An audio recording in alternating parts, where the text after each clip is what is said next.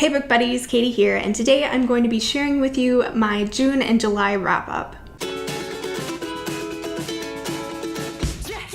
This is my second time filming this video because the first time my microphone was off and there was no audio, so sometimes that happens. Also, I know that my videos as of late have been very boring. I'm sorry. I have forgotten how to be creative, but let's not dwell on that, okay? So in June, I only read 2 books because I was studying abroad and I was busy.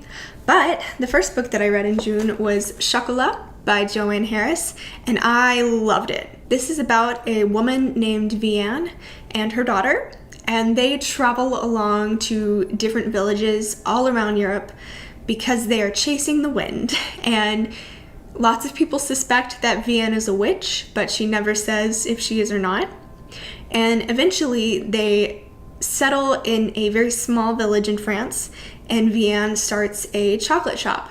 But the problem is that this village is very, very conservative and religious, and the priest of this village decides to become enemies with Vianne because she opens up her chocolate shop during Lent, when people are supposed to be giving up luxuries and things like that. So he's just convinced that she is doing the devil's work and leading everyone into temptation. And so this book is just about her making friends with the villagers in this city and her trying to get around to the Father Francis, who is the priest. And so she is just trying to teach everyone in this village that it's okay to enjoy yourself and do things that make you happy, and that doesn't make you a bad person. And it's also about her running from her past. And it's just beautiful. I can't even really touch on all of the things that this book talks about, but I loved it. It was gorgeous and I sobbed like a baby, and I gave it 5 stars. The next book that I read was Lost Lake by Sarah Addison Allen, and this is another magical realism, surprise. It's about a woman and her daughter who decide to visit her aunt because her aunt runs this lake with cabins and she rents it out to people during the summer, but she has decided that she wants to sell her property to a developer because she's struggling with financial things. And so the book is about this community banding together and trying to convince her not to sell because they have a lot of good memories there, and it's very sweet. It's a sweet book. It's very in the style of Sarah Addison Allen's other books that I've read, and it's just lighthearted and fun. So if you're a fan of kind of cheesy, romantic, just happy magical realism, this is a good one to pick up, and I gave it 4 stars. So then on to July. The first book that I read was The Ocean at the End of the Lane by Neil Gaiman. I listened to this on audiobook narrated by Neil Gaiman, and that man has such a soothing voice. What? This book was kind of horrifying because it's Neil Gaiman, so it's creepy and there's things in it that are like, what's going on? But his voice is just so soothing and comforting that even though really creepy stuff was happening, I was totally at ease. Neil Gaiman is just one of those men that I trust. I can't explain it. I just trust him. But the book itself was really good. It's hard to explain, but it's pretty short. You could read it in one sitting if you wanted to. And it's just very rich, very spooky, very Neil Gaiman, and I would recommend it if you're into that kind of thing. And I gave it 5 stars. Next, I read Like Water for Chocolate by Laura Esquivel. I decided to read this book because I've been so interested in magical realism, and I know that magical realism got its start and kind of has its roots in Latin America. So it was really important to me that I read a book that was magical realism written by a Latin American author. So I chose this one because it's one of the classics in its genre, and for a really good reason. It was very good. It's short, just like the last one. You could read it in a day, but it's just very beautiful and very sad and very romantic and very, how many times am I going to say the word very? Heartbreaking, but good, and I gave it 4.5 stars. Next, I read Wuthering Heights by Emily Bronte, and where should I start? I have never read a book where I hated every character in it so much, but enjoyed it as much as I enjoyed this book. Does that make sense? Catherine and Heathcliff are the most horrible characters that I've read in a very long time. They're so toxic and codependent, and they do just really horrible things to each other and everyone else who they're around. It's not a romance at all. This is not a romantic book, but at the same time, there are lines in here that just shred my heart. I don't know.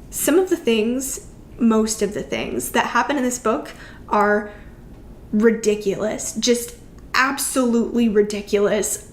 I don't even know what to say. Most of the time that I was reading this book, I was transfixed, just staring at the page in complete and utter horror.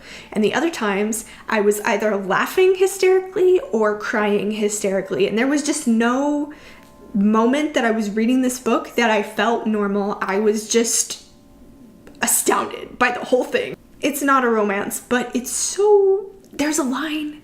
It's like, whatever our souls are made of, his and mine are the same. And I was like, ooh.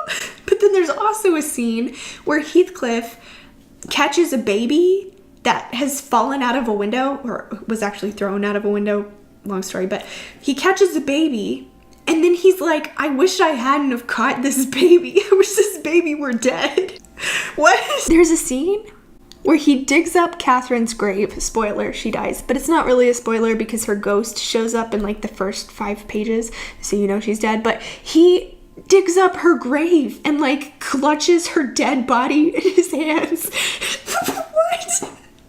He like dumps her husband's body out of their shared tomb so that there's room for him when he dies to be buried next to her. What? He forces his son and her daughter to get married, and I don't even know why. Not a romance, but kind of, but it's not a romance. Don't model your lives after this, please. Like, there's always, you know how in a lot of teen YA Twilight, the main character will be reading Wuthering Heights and will be like, oh, this is so romantic, this is exactly what I want. No, definitely read it if you haven't. It's a trip. And I gave it 5 stars. Next, I read The Simplicity of Cider by Amy E. Reichert, and this book was okay. It was just okay. It was not bad. It was not good. I don't remember anything about it. It was fine, I guess. 2.75 stars. Next, I read What Should Be Wild by Julia Fine. This book was very interesting. It's kind of, the first half lulls you into this sense of comfort, and just something about her writing style was just very soothing, and the plot was kind of spooky and weird, and there was like a magical forest and different characters with different dark pasts and like maybe cultish activity going on, but you're not really sure. And it was very good. And then about halfway through, it switched to just pure horror, like body horror, gore horror. And I'm very, very squeamish, so I wasn't expecting it, and it just threw me for a loop. So there were lots of times when I actually had to put the book down and like calm myself down so I wouldn't be sick, because I really am squeamish. And this book, I'm gonna throw out some trigger warnings. So if you're like me and you find these things disturbing, you know. It has sexual assault. It has cannibalism. It has child death, which is connected to the cannibalism. And it has lots and lots of animal death, like just a ton of animal death. So parts of it were really tough to read, and I'm not saying it was bad because it was really good. I actually enjoyed it quite a bit. This book is this author's debut novel, and so I'm really excited to see the things that she writes next. I think that if this was her starting point, she clearly has a lot of talent, and I'm very curious to see what she puts out in the future, but it was pretty good, and I gave it 3 stars. Next, I read The Illusionists Apprentice by Christy Cambron. This book is about a woman who was Harry Houdini's apprentice. He has passed away, and there has been a murder involving another magician, illusionist, and through some events, she is forced to help the police solve this murder. It had a little bit of romance. It was just kind of, I don't know, it was just fun. It was a fun read, and I give it 4 stars. Next, I read Slade House by David Mitchell, and I chose this book because I was really craving something like the ocean at the end of the lane because I enjoyed it so much. And so I went on that, if you liked this, you should read this website. I can't remember what it's called. This book came up, and I've heard some pretty good things about it, so I decided to give it a try. And it was good. David Mitchell is very good at writing distinct, realistic characters who you feel like you know. And the book was pretty spooky, and there was one scene where I got so scared that my toes went numb. Are you ever so scared that your limbs, like the blood, you can feel the blood leaving your limbs and they just go completely numb? There was a scene that made that happen to me. So it was creepy. But the problem with this book is that it was pretty repetitive in my opinion. It is about this creepy mansion that is haunted by these Victorian twins, and they lure people into their house and they eat their souls, which is cool, except that each of these characters, even though they're all very different and distinct, and even though they all discover that they're being haunted in different ways, it comes to a point where the same thing happens to every single one of them. There's always a scene where they look at the wall and they see a creepy painting of themselves without eyes, which was creepy the first time, but then it happened like 5 times. There's always the scene where they find out that they are being haunted by twins. They see the twins and they have their souls sucked out of them and eaten, and it's creepy, but it's described almost the exact same way every single time, and I just really got kind of bored and tired of it after a while. I think this book started on Twitter. Correct me if I'm wrong. I think this was like a Twitter story, and David Mitchell turned it into a book, which would explain the repetition. It's very short, and it's short enough that I think that the repetition wouldn't bother some people. It just serves to build tension. But for me, I don't know, it got on my nerves. And the last 2 chapters have like little twist endings that make them different from the other 2. And that was very interesting to read. And so it broke the repetition cycle. But just the first 3/4 of the book, it kind of took away any fear that I originally had because I knew what was going to happen. And it's just, I don't know. I don't like repetition in books that much, so it wasn't really for me, but I did enjoy his writing style and I am open to reading his other books. But this one I gave 3.5 stars. Finally, in July, I listened to The Seas by Samantha Hunt, and I listened to a version that she narrated, which was really interesting. I love listening to books that are narrated by the author. I think it gives kind of a different feeling. It's just very intimate and you can hear exactly how they pictured it in their head. I think it's just very special. This is a book that I don't really know how to describe because it is very abstract, but it was so good. I don't know why more people don't talk about this book. It was really, really good. This is a book about an unnamed, unreliable narrator who lives on this island surrounded by alcoholics. She's got a very tragic past. Her dad one day disappeared at sea and never came back. But before that happened, he would always tell her that she was a mermaid. So she really truly believes that she's a mermaid. She's not, but she thinks that she is. And she falls in love with this man that she sees come out of the ocean. It's interesting because you don't know what's real and what's not real, because again, our narrator is very, very unreliable, and it's a magical realism, but also you get the sense that our narrator might be hallucinating part of the time. It's just very strange. There's a line, and I can't remember exactly how it goes, but it's something like, Jude thinks that he's too old for me. I think that I could peel the skin off of his arms and eat it. And I was like, what? But also, I kind of get it.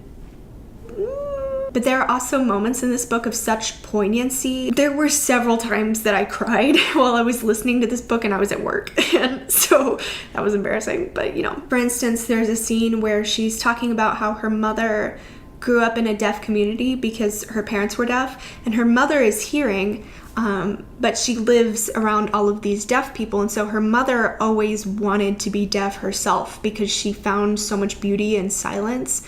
And so just hearing that, I don't know, something about the way it was written just like pulled at my heart. And it has a twist ending where I was like, but I also saw it coming because of good writing, you know, so you see how it got there and you kind of suspect that it's going there, but when it gets there, you're still like, what?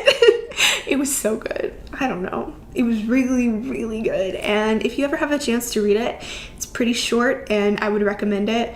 And if you have a chance to listen to it narrated by Samantha Hunt, I would do that. But I will say that it is kind of rough. There's a lot of heavy stuff in it, so be careful with yourself, but I would definitely try to at least listen to it if you ever have the chance. I really liked it and I gave it 5 stars. So those are all of the books that I read in June and July. My Booktuber shout out for this week's video is going to be May Cho. I will leave a link to her channel in the description box, but she is one of my favorite booktubers to watch. She hasn't posted in a while, but what I really love about her videos is she's just somebody that I trust. She is one of those booktubers who reads completely different books from what I read. Like, she's even said, I think in her most recent video, that she doesn't like magical realism or romance, and those are kind of my 2 favorite things, especially right now. But even though we read very different things, I just like to hear her opinions about what she's reading. She has a calming personality, and I just believe her. If she says something about a book, I believe her. Does that make sense? Also, she has just a really nice editing style. She's relaxing to watch. Thank you guys so much for watching this video. If you enjoyed it, please feel free to click that like button or subscribe to my channel if you haven't already. I will see you all again very soon with a new video, but until then, happy reading.